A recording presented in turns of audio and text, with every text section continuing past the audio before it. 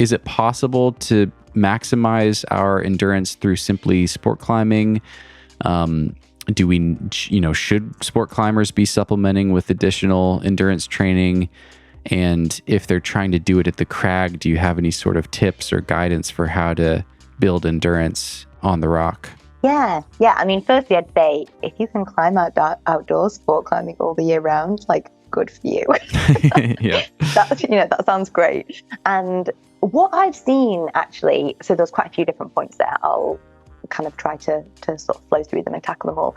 But what I'll start with is just something that I have noticed with people who, I guess, have access to climbing all year round, or they can just move between sport climbing areas. Maybe the weather's good and they can sport climb all year round, is that, it's often like, oh, well, I don't do any training, I just climb all year round. Firstly, there's a bit of a question of like what people class as training, and it's really different for everyone. Like for me, often now, if I just go to an indoor gym, like to go climbing, I'm like, oh, I'm going training. I might literally just be going for a session with my mates, but for some reason I've made this sort of like indoor outdoor kind of context kind of distinction. And for other people, that'll be something different. And I have viewed what quite a lot of, like, for example, professional climbers or people who just have the lifestyles where they can, climb outside a lot. I've kind of been able to see what they're doing. And I think what people end up doing quite organically is going through a quite nice ebb and flow that might look something like periodization in training, because it's what goes with like their motivation, or they shift to a new crag or something like that. So they maybe spend some time just doing kind of easier routes when they arrive at a place, just getting a feel for the rock, for the climbing. Then maybe they build up, then maybe they do some like in a day red points, then maybe they do like a harder red point. And these are all maybe intermingled a bit. I'm not saying they're like laid out like blocks like that. But I think there's quite an organic way that people arrange their training for motivation, for recovery, that it kind of goes back to that thing that I think people can be missing out of in a training context, is that polarity in their climbing. And I think that some people who get to climb outside a lot, all the time, quite naturally find that in their climbing. Yeah. Maybe they have one day they're like, oh, I'm going to try this crux on this like hard route, and then they're like, oh, I'm just going to cool down, just doing like some mileage on these like easy routes. So I think I guess basically, I think probably the answer is yeah. Like it all depends really on your time availability. Skin is maybe a bit of an issue, what you have access to in terms of like outdoors and stuff like that. Or it could definitely get you a really long way, because you might do it organically at first. And then the flip side of that is just actually approaching your outdoor sessions with a bit of structure to train that on the rock. And a bit like you said, like with the long arcing sessions in your feet and skin, I guess just maybe that's something that people might start to be like, oh, maybe I wouldn't mind just like doing a bit of training rather than doing like more time on the rock. But I think what people who can climb outside a lot get, again, quite organically, which I think is great, is volume and time on the wall in a single attempt a lot of the time. Hey friends, I want to take a minute to tell you about a new product that I am so excited about. This is the Vertex Alpine Approach Shoe from Arc'teryx. I'm not an alpine climber, but I love bouldering in the mountains in Colorado. And a lot of the bouldering I do during this summer has really long approaches. And I need a shoe that is comfortable, super durable, and I also need to be able to trust them when I'm scrambling around on talus. These shoes are amazing. They're super grippy. They have this climbing toe cap, so they're really good on rock. You can smear in them. They're great for technical approaches. They're super lightweight, and you can move really fast through the mountains with these shoes. They're also available in Gore-Tex. I got the Gore-Tex version because I'm going to be crossing streams, hiking up muddy trails as the snow melts, and crossing snowfields to get to my projects in Rocky Mountain National Park this summer. These shoes are literally perfect. Check out the Vertex Alpine and the Vertex Alpine GTX by clicking my special link right there in the video description, and enjoy the rest of the video.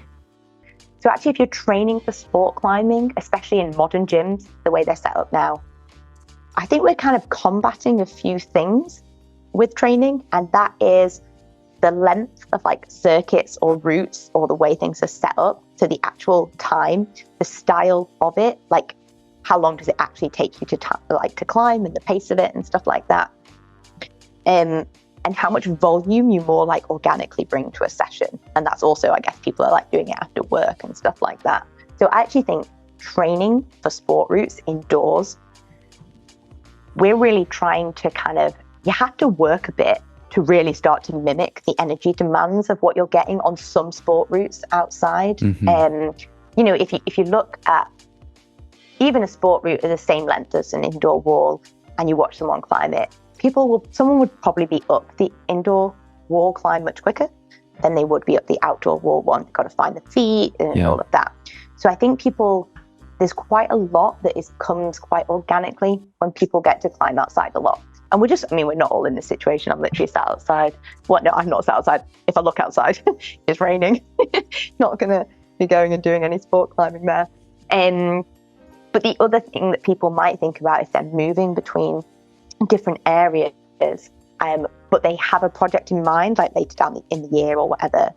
Like I know some areas, especially here in the UK, they're really short and punchy. So if you wanted to build that volume out in a session, you talked about like lapping a route or whatever, it's kind of not even always possible. So I guess a lot of what we've just talked about, like with the certain different stimuluses, like hitting those intensities and how that intensity is important.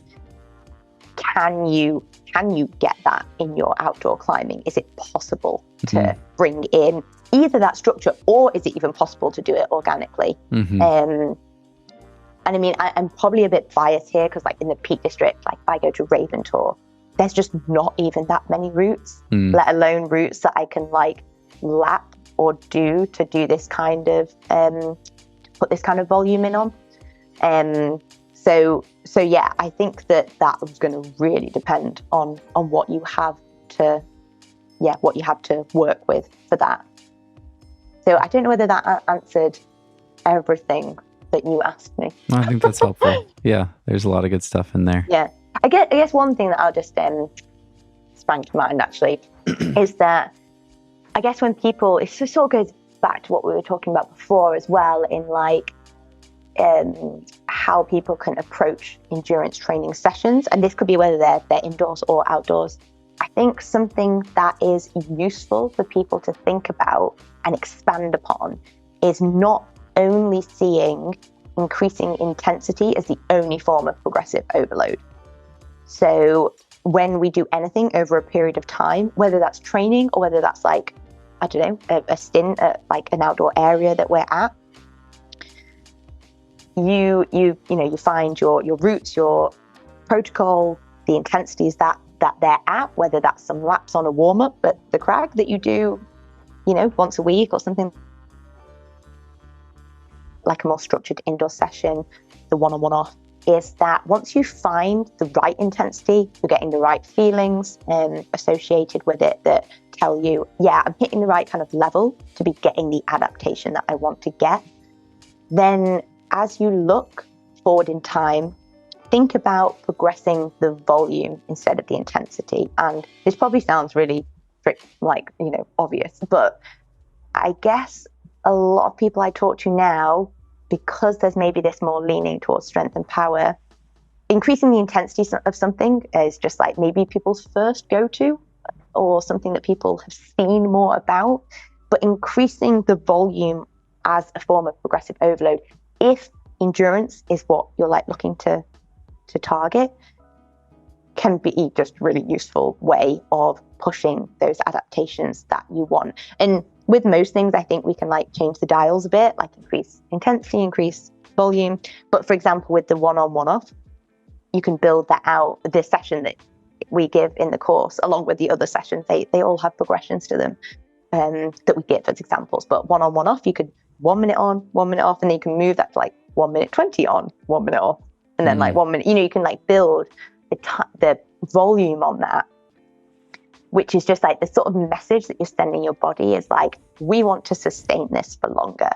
And that's just a bit of a different message to, we want you to be able to produce more force.